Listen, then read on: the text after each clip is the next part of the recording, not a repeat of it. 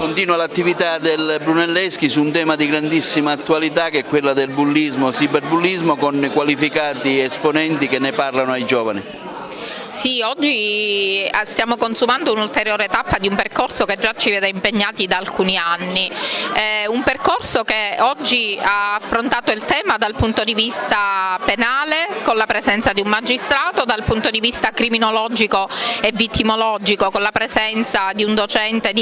universitario di criminologia, ma siamo anche nella giornata in cui presentiamo il report di un percorso che abbiamo portato avanti assieme all'Associazione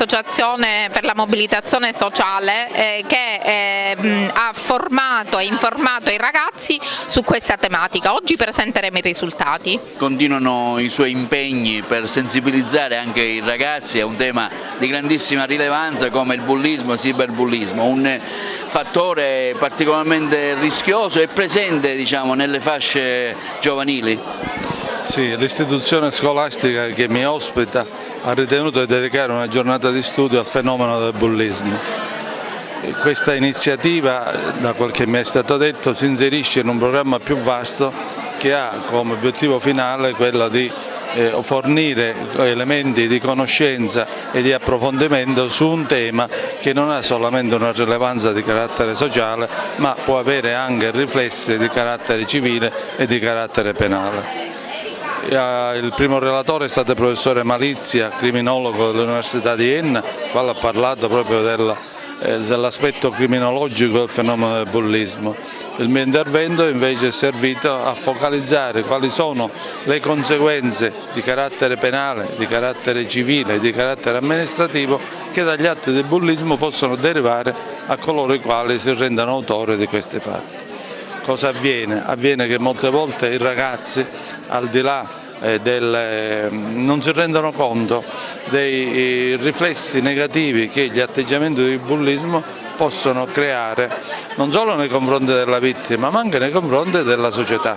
e quindi non si rendono conto che il bullismo non è solamente una condotta in danno di un soggetto, ma è un atteggiamento, un comportamento che interessa anche all'ordinamento giuridico e quindi è fonte di responsabilità penale, è fonte di responsabilità civile, previsto espressamente da una norma particolare, la legge del 2017, che ha proprio disciplinato un aspetto particolare e grave del bullismo, che è il cyberbullismo o ciberbullismo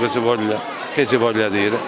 Ecco, questa è la finalità dichiarata di questo incontro di studio, che è propedeutico ad altre iniziative di più alto livello che l'istituto che ci ospita ha voluto oggi conseguire. La nostra associazione è nata 15 anni fa e porta in giro diversi incontri per gli studenti, perché per lottare contro il bullismo dobbiamo darci una mano tutti, soprattutto all'interno delle scuole. Chi guarda deve agire. Diceva Don Pino Puglisi: ognuno di noi deve fare qualcosa, e noi cerchiamo di farla nel nostro piccolo, perché insieme possiamo fare tanto anche per combattere questo fenomeno.